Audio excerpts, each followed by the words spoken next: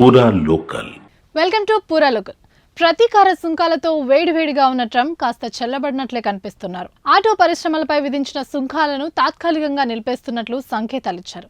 కార్ల తయారీ కంపెనీలు తమ సప్లై చైన్లను సరిచేసుకోవడానికి సమయం ఇచ్చేందుకు ఈ దిశగా ఆలోచిస్తున్నట్లు ఆయన వెల్లడించారు. కెనడా, మెక్సికో, ఇతర దేశాల నుంచి తమ ఉత్పత్తిని అమెరికా తరలించడానికి వారికి కొంత సమయం కావాలని, వారు వీటిని ఇక్కడే తయారు చేయబోతున్నారని వైట్ హౌస్ వర్గాలు తెలిపాయి. అమెరికాకు దిగుమతి చేసుకునే విదేశీ కార్లు, ఆటో విడి భాగాలపై 25% సుంకం విధిస్తున్నట్లు ట్రంప్ ప్రకటించిన సంగతి తెలిసిందే. ఆ రోజు ఆయన దాన్ని శాశ్వత సుంకంగా పేర్కొన్నారు. కానీ ఇప్పుడు వాటి విషయంలో పునరాలోచిస్తుండడం గమనార్హం.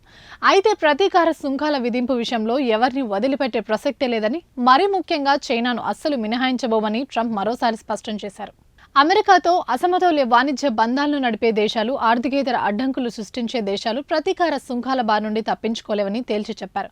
ఒక్క చైనా మినహా మిగతా అన్ని దేశాలపైన తాము విధించిన ప్రతీకార సుంకాల అమలును 90 రోజుల పాటు నిలిపేస్తున్నామని, అప్పటిదాకా ఆయా దేశాల ఉత్పత్తులపై 10% సుంకాలే ఉంటాయని ట్రంప్ ఇటీవల ప్రకటించిన సంగతి తెలిసిందే. చైనాపై సుంకాల విధింపు కొనసాగితే యాపిల్ ఫోన్ల ధరలు పెరిగిపోతాయని అమెరికా ప్రజలు ఆందోళన చెందుతున్నారు. ఈ నేపథ్యంలో ఆ 10% సుంకాల నుంచి కూడా స్మార్ట్ ఫోన్లు, ఎలక్ట్రానిక్ ఉత్పత్తులను మినహాయిస్తున్నట్లు America customs and border protection విభాగం ఒక ప్రకటన చేసింది.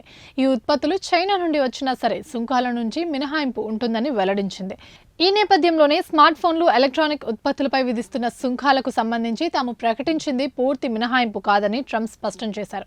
145% సుంకాలకు బదులుగా చైనాపై విధించిన 20% ఫెంటైనిల్ సుంకాలు అమలవుతాయని, ఆయా ఉత్పత్తులు ఇప్పుడు ప్రత్యేక సుంకాల జాబితాలోకి మాత్రమే మారాయని వివరణ ఇస్తూ తన సొంత సామాజిక మాధ్యమైన ట్రూత్ సోషల్లో ఆయన ఒక పోస్ట్ చేశారు.